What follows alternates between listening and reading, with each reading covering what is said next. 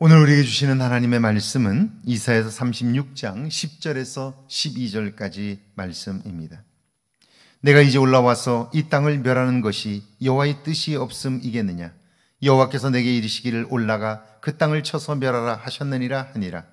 이에 엘리야김과 셈나와 요아가 랍사게에게 이르되 우리가 아람 방언을 아오니 청하건대 그 방언으로 당신들의 종들에게 말하고 성 위에 있는 백성이 듣는 데에서 우리에게 유다 방언으로 말하지 마소서 하니, 랍사게가 이르되 내 주께서 이 일을 내 주와 내게만 말하라고 나를 보내신 것이냐? 너희와 함께 자기의 대변을 먹으며 자기의 소변을 마실 성 위에 앉은 사람들에게도 하라고 보내신 것이 아니냐 하더라. 아멘. 하나님의 말씀입니다. 오늘도 여러분의 삶에 하나님의 도움이 있기를 주의 이름으로 축원합니다. 열왕기하 6장에 보면 전쟁의 비참함을 보여주는 한 사건이 기록되어 있습니다. 아람 왕 베나닷이 군대를 이끌고 쳐들어와 사마리아 성을 포위했습니다. 성은 원래 먹을 것을 밖에서 구해가지고 들어옵니다. 마실 물도 외부에서 끌어옵니다. 그러므로 성을 포위하면요, 성 안의 백성들은 먹을 것이 부족해지고 더 이상 버틸 수 없어 항복할 수밖에 없습니다. 아람 군대가 사마리아 성을 포위하자 성안 백성들의 삶은 비참해집니다. 어느 날 왕이 성 위를 지날 때 여인 하나가 달려와 도움을 요청합니다.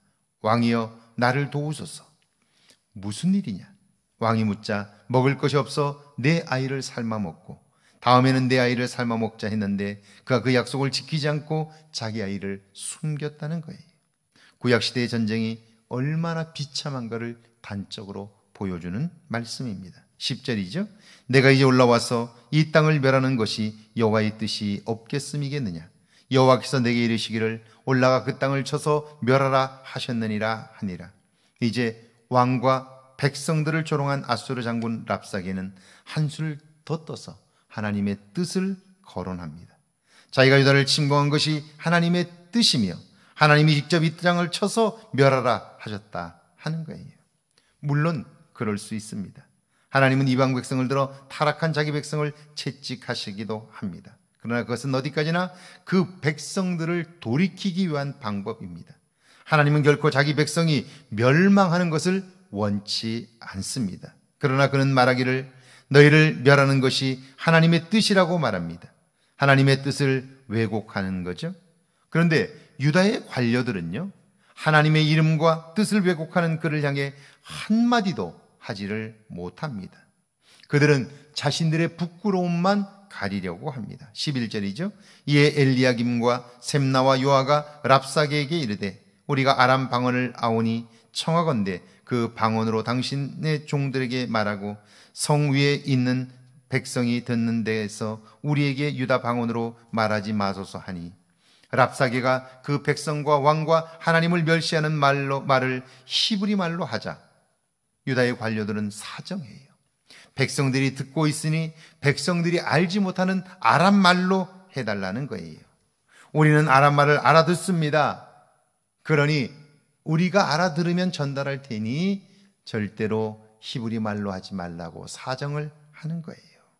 여러분, 그들은 지금 부끄러움만을 가리려고 하는 거죠. 그러나 그들은 더 큰 조롱을 해요. 12절입니다. 랍사게가 이르되 내 주께서 이 일을 내 주와 내게만 말하라고 나를 보내신 것이냐? 너희와 함께 자기의 대변을 먹으며 자기의 소변을 마실 성 위에 앉은 사람들에게도 하라고 보내신 것이 아니냐 하더라.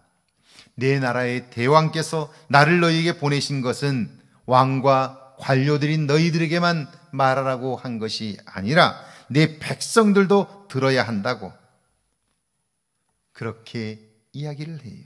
그러면서 곧 성 안에 먹을 것이 없어 사람이 자기의 변을 먹으며 소변을 마시게 될 것이라는 거예요. 물론 성을 포위하고 있으면 먹을 것이 없기 때문에 그런 비참한 일들이 일어날 수 있어요.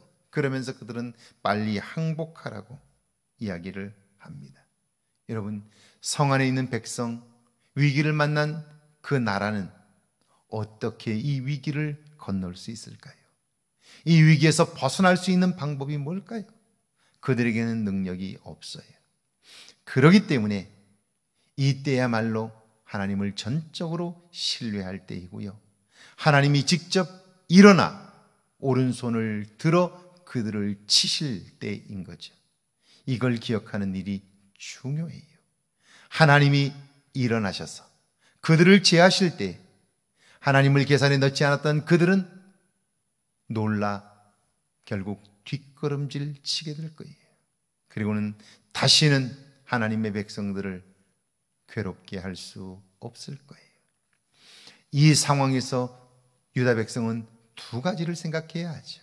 하나는 왜 이런 일이 나에게 벌어졌는지를 생각해야 할 거고요. 또 다른 하나는 이런 때에 나는 과연 하나님과 하나님이 하시는 일들을 기대하고 의지하고 있느냐 하는 거예요. 어떤 경우에도 하나님을 의지하는 자가 망하는 법이 없기 때문이죠. 오늘 하루 그 하나님의 도움이 있기를 주의 이름으로 축원합니다. 함께 기도합니다. 내 삶에 어려움이 있다면 왜 이런 일이 생각나는 것을 먼저 생각하게 해달라고요. 조롱과 멸시가 아니라 하나님을 떠난 나 자신의 부끄러움을 보게 해달라고요. 함께 기도합니다. 전능하신 하나님 아버지, 진실로 주님 앞에 비옵나니 주님이 도와주옵소서. 주님이 함께 해주옵소서. 여호와의 은혜를 베푸시고 새롭게 하시는 하나님의 손길을 보게 하옵소서. 주를 의지함으로 하나님의 도움을 얻게 하셔서 나 자신을 돌아보게 하시고 하나님과 더욱더 가까워지는 은혜의 역사가 오늘도 있게 하옵소서.